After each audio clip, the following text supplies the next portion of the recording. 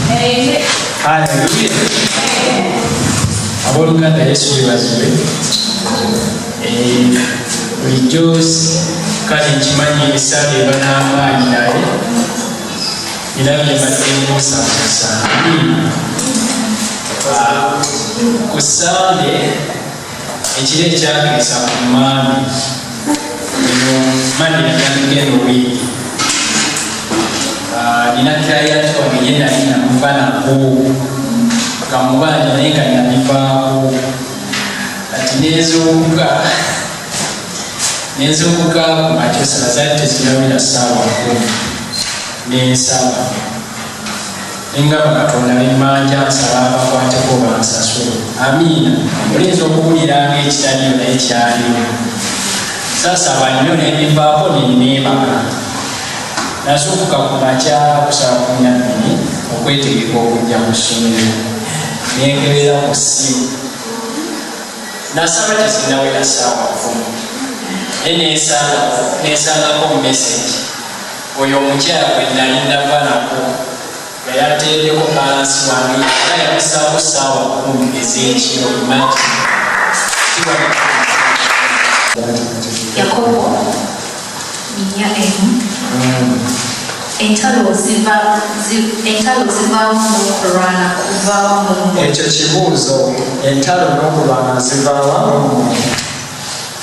sire entalo zivaamu n'okulwana kuvaamu mu mmwe si muno mu kwegomba kwammwe okulwana mu bitundu byammwe mwegomba so temulina mutta era mwegomba awo temuyinza kufuna mulwana era mutabaala temulina kubanga temusaba musaba ne mutaweebwa kubanga musaba bubi mulyoke mubikoze okwegomba kwammwe mwe abakazi abenzi sooka okomekaawo awo wenyini wejotandikira Katonda alina engeri gyakunfaanyizeemu enjiri eno nga muganda waffe yekka awadde obuyigiriza akozesezza ekigambo nti yali akkiriza nti enjiri ekola ki essaala ekola ki essaala ekola naye yayongedde nakkiriza nga amaze kukola ki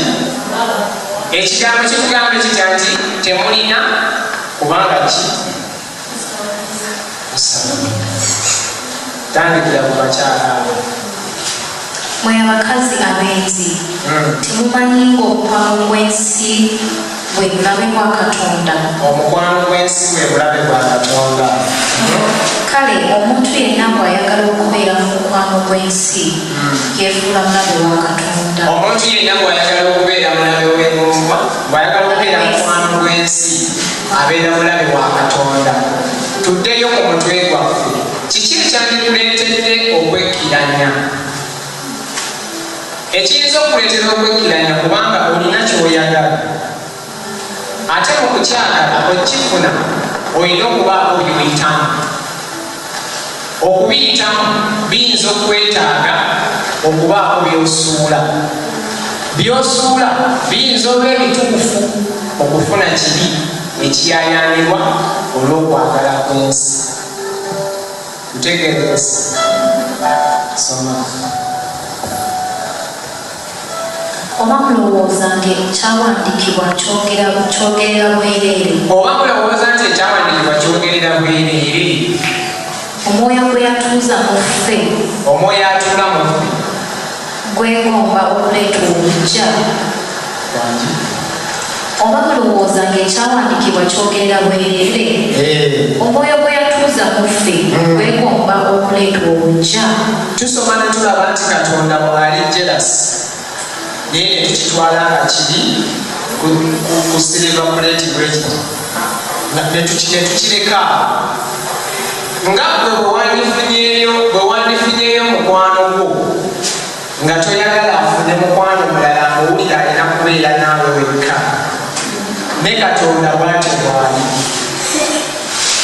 bino ebigambo tubiwulidde ebbanga ddene nti the God we serve is a God of Katonda bwekuba ali jealous naye ani muffe akiteeka mu mutwe nti naye Katonda wange wakuba tanjagala kuteekamu kyakunywa kika kinzo ekyokunywa ekiko ekyo ntegeeza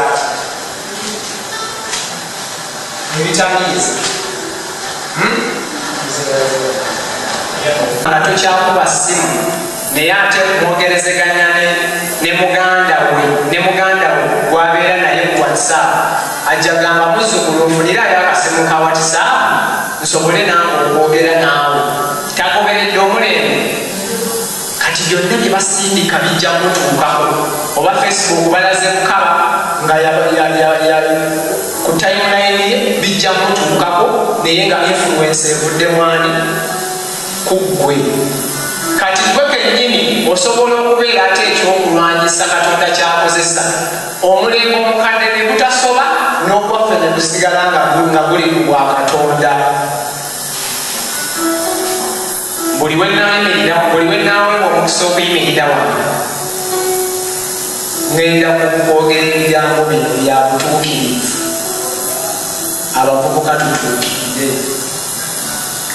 Bayibuli bwegamba nti wetugamba nti tetulina bibi tuba tweyimbye ffekka, kiri mu John meka ebbaluwa ya Yokaana esooka. Tuba twerimbye ffekka, kiba kitegeeza buli omu akola ekibi naye ate osobola okirwana n'okusabako n'okwenenyako. Oyo yekka atali mutuukirivu yasobya n'asigala nga akalambidde kukyasobeza. Ne bamugamba nti naye gwe okimanyi kyokoze ekyo tekikolebwa mulokole, n'akukuza gwe wandokola nga mukalubu nnyo ku kyakoze neyeekaza. Amazima ngamanyi naye bagambye ali mu mukwano n'ensi, nti naye ate bw'obeera mu mukwano n'ensi omukwano gwa Katonda gwerabire. Ne bakubuuza nti ekyawandiikibwa kyagambira bwereere nti Omwoyo Omutukuvu ayaayana kisome bulungi.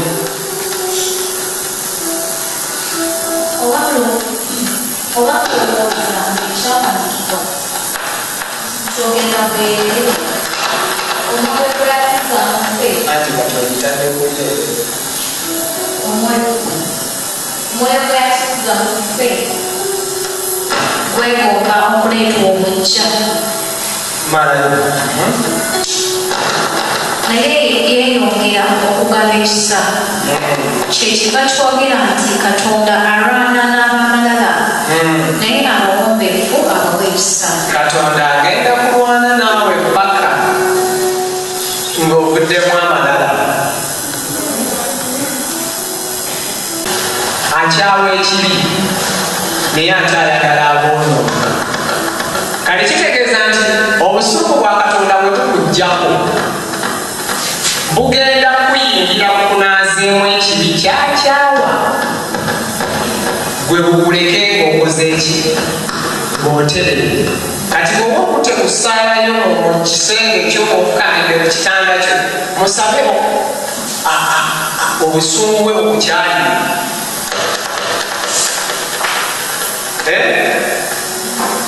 Obusungu bwa Katonda bukyawa ekibi naye ate omubi bumutereeza butereeza. Tugenda kusaba obusungu bwa Katonda. Somo olw'omusanvu.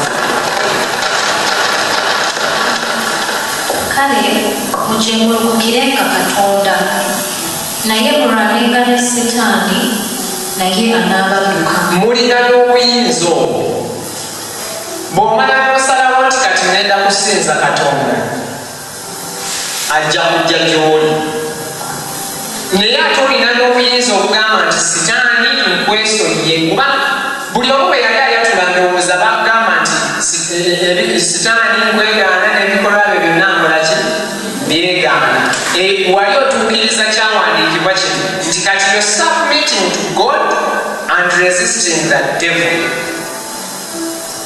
Omukyala eyafa n'azuukira bamuyita Aida yanyumya n'agamba nti muggulu bamulaga nti we have 2 minutes of righteousness. Bwe tubeera tumaze okulokoka obeerayo n'eddakiika ezi ng'oli mutuukirivu, ng'emmotoka weekukoonerawo malayika ze zikunona. Ne tukkiriziganya nti byombi birikola ki? Birya. Ne tukkiriziganya nti byombi birina destination. Omubiri gwo gwasalibwa dde omusango, ttaka mu ttaka gumufu. Omwoyo gulina probation. Bw'oba weyisizza bulungi you're heading to heaven. Bw'oba weyisizza bubi naye Eriya magaali ga muliro ge gaamulina kubanga baakola